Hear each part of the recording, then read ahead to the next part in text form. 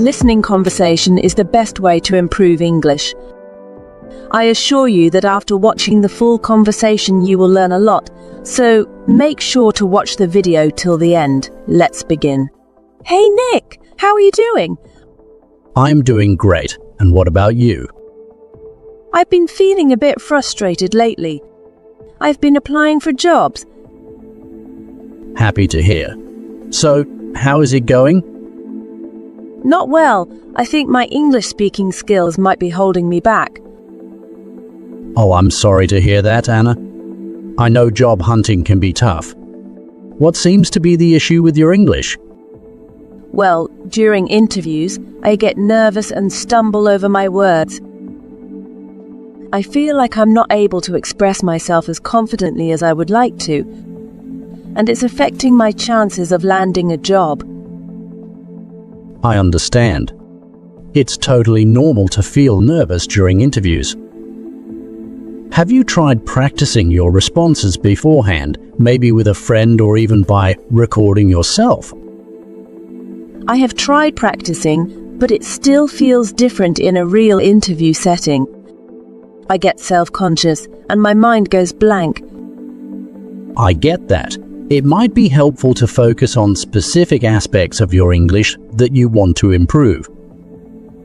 Are there particular areas you struggle with, like pronunciation or vocabulary? Pronunciation has been a challenge for me, especially when it comes to certain words. I've been working on it, but it's a slow process. That's completely okay, Anna. Pronunciation can be tricky, but consistent practice can make a big difference. Have you considered joining any language clubs or online forums to practice with native speakers? No, I haven't tried that yet. I guess I've been a bit hesitant about speaking with native speakers, fearing I might make more mistakes. I totally get the fear of making mistakes, but remember, it's all part of the learning process. Native speakers can provide valuable feedback and help boost your confidence. Plus, they've likely faced language challenges themselves. You're right, Nick. Maybe it's time to step out of my comfort zone and give it a shot. I do want to improve my English, not just for job interviews, but also for personal growth. Hey Nick, what's wrong today? You don't seem to be your usual self. Nothing is wrong, Anna. I'm just feeling a bit down. Is it because of what happened with that girl you like? Yes, kind of. I just don't understand why no girls seem to like me. Hey, don't say that. You're a great guy, Nick. You just haven't found the right girl yet. But it's always the same story. They judge me based on my looks and never bother to get to know me. I know it can be tough, but don't lose hope. The right girl will come along one day who will see your heart and not just your appearance. Do you really think so, Anna? I do. And in the meantime, focus on being the best version of yourself. Work on your hobbies and interests, and keep being the kind, caring person you are. That's what will attract the right person to you. Thanks, Anna. You always know how to cheer me up. Hey Nick, you seem a bit distracted lately. What's going on? Oh, hey Anna. Well, there's this girl I really like, but I just can't gather the courage to tell her. Aha, the classic crush situation. I get it. It can be nerve-wracking, but you've got to spill the beans eventually. What's holding you back? I don't know, Anna. Fear of rejection, I guess. What if she doesn't feel the same way, you know? Totally get that, Nick. Rejection is a tough pill to swallow. But you'll never know unless you try. What's the worst that could happen? I suppose you're right, but what if it ruins our friendship? True, that's a valid concern, but think about it this way. If your feelings are genuine, she'll appreciate your honesty. Besides, friendships can withstand a lot, and sometimes they can even grow stronger. Once upon a time, there was a boy named Jack. Jack was a kind and friendly person who always had a smile on his face. He had a best friend named Lily, who was just as kind and friendly as he was. Jack and Lily had known each other since they were little kids. They went to the same school, played together, and even went on vacations with each other's families. They were inseparable. One day, Jack fell sick and had to stay at home for a few weeks.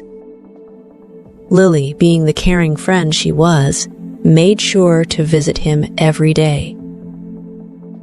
She brought him his favorite snacks and made him laugh with her silly jokes. Jack felt lucky to have such a wonderful friend. As they grew up, Jack and Lily continued to be the best of friends. They supported each other through thick and thin. When Jack's parents got divorced, Lily was there to comfort him. When Lily's dog passed away, Jack was there to lend a shoulder to cry on. Years went by, and Jack and Lily graduated from high school. They went to different colleges, but they still kept in touch. They talked on the phone, texted each other, and even visited each other during holidays. One day, Jack got a job in a different city. He was excited about his new job, but he was also sad to leave Lily behind. Lily, being the supportive friend she was, encouraged him to pursue his dreams.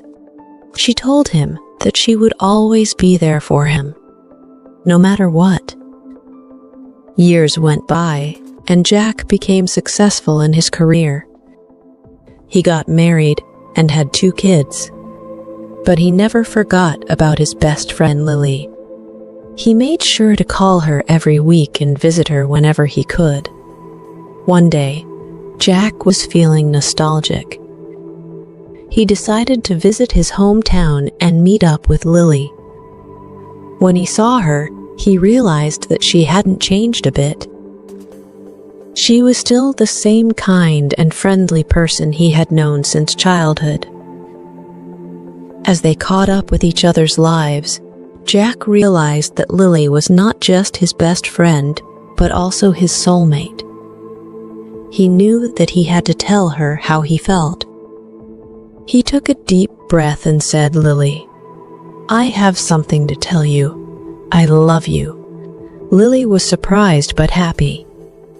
She had always loved Jack too, but never had the courage to tell him.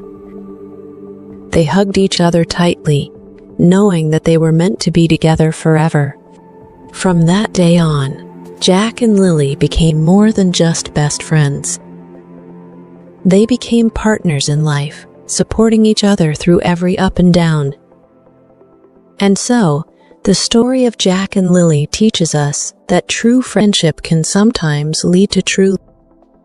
It teaches us that the best relationships are built on a strong foundation of trust, respect, and What do you think makes speaking English difficult for you? I think it's that I don't feel confident. I get nervous about making mistakes. That's very common. Do you practice speaking regularly? Not really. I don't have anyone to talk to, and I feel silly practicing alone. You don't need someone with you all the time. Have you tried speaking to yourself or thinking in English? Thinking in English, how does that help? It builds fluency in your mind. You train yourself to form sentences naturally without translating from your native language. That makes sense, but what if I use the wrong words or grammar? Mistakes are part of the process. The more you practice, the better you'll get. Are you comfortable with recording yourself speaking? Not really. It feels awkward. I understand, but listening to yourself can be eye-opening. You'll notice areas to improve and track your progress. Okay, I could give it a try. What should I talk about? Start with simple topics. Talk about your day, describe your surroundings, or even narrate what you're doing. Like I'm brushing my teeth or I'm walking to the store. Exactly. It's simple but effective. It trains your brain to stay in English mode. Have you tried watching videos or listening to podcasts in English? I've watched some videos, but I mostly just listen. Should I be doing more with them? Definitely. Listening is great, but to improve speaking, you should repeat what you hear. Pause the video and mimic how they say words and phrases. Like copying their accent and tone. Exactly. It's called shadowing. It helps with pronunciation and rhythm. Plus, it trains your mouth to form the sounds naturally. I've never thought about that, but what if I can't keep up? Start with short sentences. Focus on getting 1 or 2 lines right, then build from there. Have you ever practiced conversations using apps or tools? I've used an app once, but I felt like it was robotic. It didn't feel real. That's okay. Apps are useful for practicing vocabulary and sentence structure. But to make it feel real, you can join online language exchange groups. Have you tried that? No, I didn't know about them. How do they work? You connect with native speakers who want to learn your language. You teach them a bit of your language, and they help you with English. It's a win-win. That sounds interesting, but I'm worried I'll freeze up or say something wrong. Don't worry about perfection. Most people appreciate the effort. Plus, it's a safe space to practice, and don't forget to take it slow. Taking it slow. What do you mean? Don't try to use complex words or sentences at first. Keep it simple. Focus on being clear instead of perfect. Have you been practicing thinking in English, like we talked about earlier? I tried this morning. It was hard not to switch back to my native language. That's normal. It takes time. Start with just a few minutes a day. For example, when you're cooking or walking, describe what you see or do in English. That's easier when I'm alone, but what about in public? You don't have to speak out loud. You can think silently, like creating a mental dialogue. Pretend you're explaining things to someone in English. Oh, like, the sky is so cloudy today. It might rain. Exactly, and if you're brave enough, you can even try speaking to strangers in English. It could be as simple as asking for directions or ordering food. That's scary. What if they don't understand me? It's okay. Most people are patient. Just smile and try your best. Every small interaction builds confidence. Do you celebrate small wins? Not really. I just focus on how much I still need to improve. That's a common trap.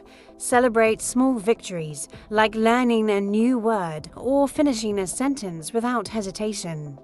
It keeps you motivated. I guess I should. I never thought of that. Good. Remember, consistency is key. A little bit every day goes a long way. How do you plan to make time for English practice? Maybe I can do 15 minutes in the morning and another 15 at night. Is that enough? It's a great start. The important thing is to stick to it. Over time, you'll see progress. Have fun with it. Learning a language should be an exciting journey.